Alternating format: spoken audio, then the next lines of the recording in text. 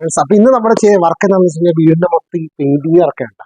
അപ്പൊ ഇന്റീരിയർ കഴിഞ്ഞു എക്സ്റ്റീരിയർ പെയിന്റിങ്ങിലേക്ക് നമുക്ക് ഇറക്കുകയാണ്. അപ്പൊ എക്സ്റ്റീരിയർ പെയിന്റ് ചെയ്യുന്നത് എങ്ങനെയാണ്? അപ്പൊ നമ്മളിത് കാണിക്കുന്ന മെഷീൻ എന്ന് പറഞ്ഞാൽ എയർലെസ് സ്പ്രേ മെഷീനിലാണ് നമ്മൾ ചെയ്യുന്നത്. അപ്പൊ ആദ്യം നമുക്ക് അതിനെ കുറിച്ചുള്ള കാര്യങ്ങൾ നോക്കാം. ഞങ്ങൾ ഈ വീടിന്റെ മൊത്തം എക്സ്റ്റീരിയർ ചെയ്യുന്നത് വളരെ സ്പീഡായിട്ട് വർക്ക് ചെയ്യാൻ വേണ്ടി പോവുകയാണ്. അപ്പൊ അതിന്റെ വർക്കാണ് നമ്മൾ നോക്കാൻ പോകുന്നത്.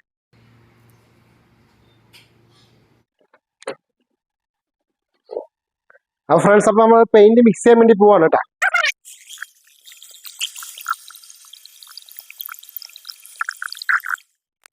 കുറെ വില്ലകളുള്ള സ്ഥലത്താണ് നമ്മളിപ്പോ പെയിന്റ് ചെയ്തുകൊണ്ടിരിക്കുന്നത്. അതിലൊരു വില്ലയാണ് നമുക്ക് വർക്ക് കിട്ടിയേക്കുന്നത് മൊത്തം. അപ്പൊ അതിന്റെ ഓട് കാര്യങ്ങൾ മൊത്തം ഇന്റീരിയർ എക്സ്റ്റീരിയർ വർക്കുകൾ മൊത്തം നമുക്ക് ഫിനിഷ് ചെയ്യാനുണ്ട്.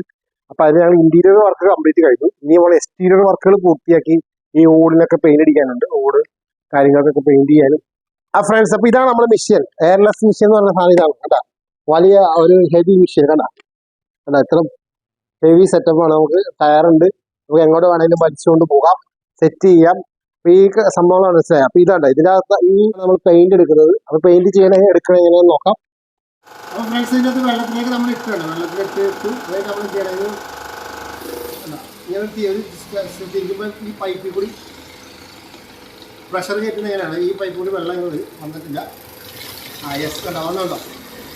വെള്ളം വന്ന് ഇത് നമുക്ക് ചെയ്യേണ്ടത് വെച്ചാൽ തിരിച്ചു കൊടുത്തുകഴിഞ്ഞാൽ പ്രഷർ അപ്പോൾ മൊത്തം പൈപ്പിലോട്ട് ഓൾറെഡി പ്രഷർ വന്നു കഴിഞ്ഞു. ഇനി സംഭവം ഇതിനകത്ത് ചെക്ക് ചെയ്ത് വേണ്ടി പോകണം. അപ്പോൾ ഈ വെള്ളം വന്നതുപോലെ നമുക്ക് ഓൾറെഡി പെയിന്റ് വരും. ഇനി നമുക്ക് ചെയ്യേണ്ടത് പെയിന്റിലേക്ക് നമ്മൾ ഇട്ടു. ഇനി നമുക്ക് അടുത്ത പരിപാടി എന്ന് വെച്ച് കഴിഞ്ഞാൽ ഈ വെള്ളം നമുക്ക് കളയാം.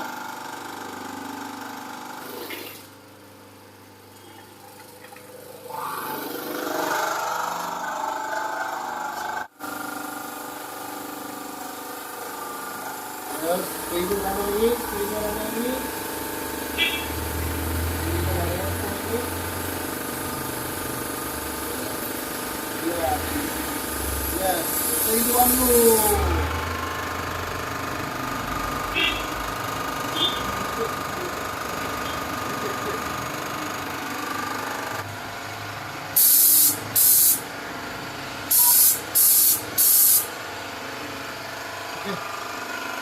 Okay.